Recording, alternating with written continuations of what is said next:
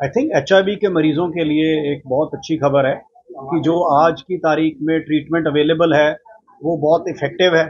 और first line एक गोली देनी पड़ती है और उससे आउटकम्स बहुत ज़्यादा अच्छे हो गए हैं। Patients are living longer. और जैसे कोई शुगर का मरीज़ है या ब्लड प्रेशर का मरीज़ है, जैसे वो लंबी अपनी लाइफ जीते हैं विद ट्रीटमेंट, ऐसे ही एचआईवी के मरीज़ भी उतनी ही लंबी एक क्रॉनिक मैनेजेबल डिजीज़ की तरह अपनी ज़िंदगी जी सकते हैं। तो prevalence rates have gone down and अब सक्सेसफुली ट्रीटमेंट के कारण और टारगेटेड इंटरवेंशन के कारण प्रेवलेंस रेट्स कम हुए हैं। और हमारा जो चंडीगढ़ का है 0.19% है। आई थिंक एग्जैक्ट जो डेटा है, this is less than the national average. तो प्रेवलेंस जो स्टडी की जाती है वो आई थिंक एंटीनेटल मदर्स के जो टेस्ट किए जाते हैं उसमें देखते हैं कि पॉजिटिविटी कितना आ रहा है, क्योंकि वो उनके सारे टेस्ट किए जाता है तो उसमें से पता चलता है कि एक एरिया में प्रेवलेंस कितना होगा। तो श्योरली प्रेवलेंस कम हो रहा है। I think H I V is no longer a death sentence. H I V अगर पॉजिटिव हो जाए, जैसे मैंने पहले भी कहा, ये आपका क्वेश्चन बहुत इंपॉर्टेंट है और मैसेज ऑल्सो शुड गो कि ये डेथ सेंटेंस नहीं है। अगर जो लार्ज मेजॉरिटी पेशेंट्स हैं वो टाइम पे आ जाते हैं और वो अपना इन्वेस्टिगेशन और टेस्ट निगलेक्ट नहीं करते, तो ट्रीटमेंट कराएंगे तो वो पूरी लंबी भर उम्र जिंदगी व्यतीत कर सकते हैं। हमारा जो फर्स्ट लाइन पे पेशेंट है वो 1993 से चल रहा है। सो 1993 से अगर आप देखो तो करीब 31 ईयर्स हो गए। तो 31 ईयर्स पे पेशेंट फर्स्ट लाइन एआरटी पे चल रहा है। सो आई थिंक ये एक बड़ी पॉजिटिव न्यूज़ है।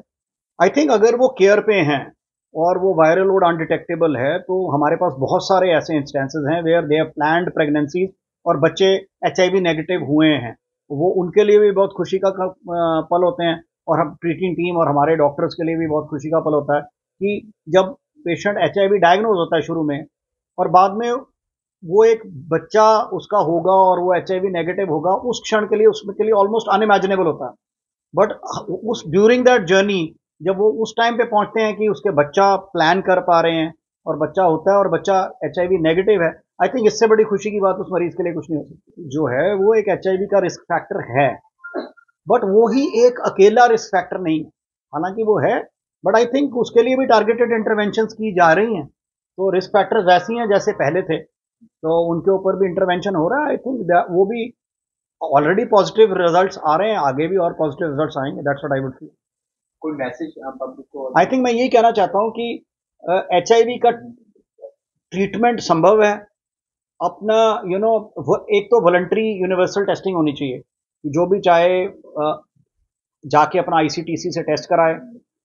अगर कोई हाई रिस्क बिहेवियर है जिनमें कि अनप्रोटेक्टेड सेक्सुअल इंटरकोर्स है, आईवी ड्रग अब्यूजर्स हैं या MS man having sex with men है, तो उनको एक तो high risk interventions, high risk behaviour change करने की कोशिश करनी चाहिए। Although it is difficult to change human behaviour, but उसको चेंज करने की कोशिश करनी चाहिए।